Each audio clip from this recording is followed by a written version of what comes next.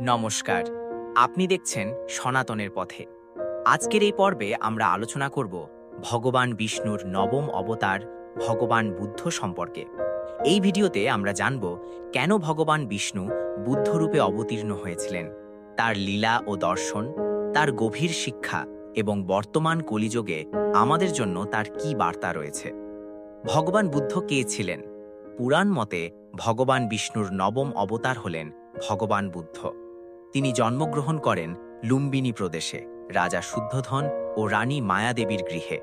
তার নাম ছিল সিদ্ধার্থ গৌতম। রাজকীয় সুখ স্বাচ্ছন্দ্য থাকা সত্ত্বেও মানব জীবনের দুঃখ তাকে গভীরভাবে ভাবিয়ে তোলে। কেন ভগবান বিষ্ণু বুদ্ধরূপে এলেন? কলিযুগের সূচনা লগ্নে মানুষ ধর্মের নামে হিংসা, পশুবলি ও অহংকারে লিপ্ত হয়ে পড়েছিল। বেদজ্ঞানের ভুল ব্যাখ্যায় মানুষ করুণা ভুলে গিয়েছিল। তখন ভগবান বিষ্ণু মানবজাতিকে অহিংসা, দয়া ও করুণা শেখাতে বুদ্ধরূপে অবতীর্ণ হন। তিনি মানুষকে বলেছিলেন, হিংসা নয়, করুণাই ধর্ম। ভগবান বুদ্ধের প্রধান লীলা: রাজপ্রাসাদ ত্যাগ করে তিনি গ্রহণ করেন সন্ন্যাস। বহু বছর কঠোর তপস্যার পর বোধগয়া অঞ্চলে এক বটবৃক্ষের নিচে তিনি লাভ করেন বোধিজ্ঞান। সেই মুহূর্তে সিদ্ধার্থ গৌতম হন ভগবান বুদ্ধ। তিনি প্রচার করেন মধ্যমা মার্গ, না অতি ভোগ, না অতি তপস্যা। ভগবান বুদ্ধের দর্শন ও শিক্ষা: ভগবান বুদ্ধ আমাদের শিখিয়েছেন, জীবনে দুঃখ আছে, দুঃখের কারণ আছে, দুঃখ থেকে মুক্তির পথ আছে, আর সেই পথ হল অষ্টাঙ্গিক মার্গ।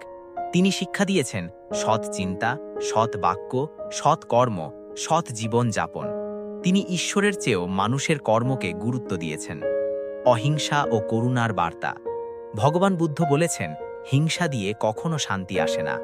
আজকের যুগে যেখানে বিদ্বেষ, যুদ্ধ ও হানাহানি বেড়ে চলেছে, বুদ্ধের অহিংসার বাণী আমাদের জন্য অত্যন্ত প্রাসঙ্গিক। বর্তমান যুগের জন্য বুদ্ধের শিক্ষা: আজ আমরা দ্রুত জীবনযাপন করছি, মানসিক অশান্তি, লোভ ও রাগে ভরা জীবন। ভগবান বুদ্ধ আমাদের শেখান, নিজের মনকে জয় করাই সবচেয়ে বড় বিজয়। তিনি বলেন, নিজেকে বদলাও, পৃথিবী বদলে যাবে। কলিযুগে বুদ্ধ অবতারের গভীর অর্থ: ভগবান বিষ্ণুর বুদ্ধ অবতার আমাদের শেখায়, ধর্ম মানে শুধু আচার নয়, ধর্ম মানে মানবতা, ধর্ম মানে করুণা, সহানুভূতি ও সচেতনতা। ভগবান বুদ্ধ শুধু এক ঐতিহাসিক চরিত্র নন, তিনি ভগবান বিষ্ণুর করুণাময় রূপ। আজ যদি আমরা তার শিক্ষা জীবনে গ্রহণ করি, তবে সমাজে ফিরে আসবে শান্তি, সহনশীলতা ও সত্যিকারের ধর্ম। আপনাদের এই ভিডিও ভালো লাগলে লাইক করুন, চ্যানেলটি সাবস্ক্রাইব করুন এবং শেয়ার করুন, যাতে সনাতন ধর্মের চিরন্তন বাণী আরও মানুষের কাছে পৌঁছায়। ধন্যবাদ।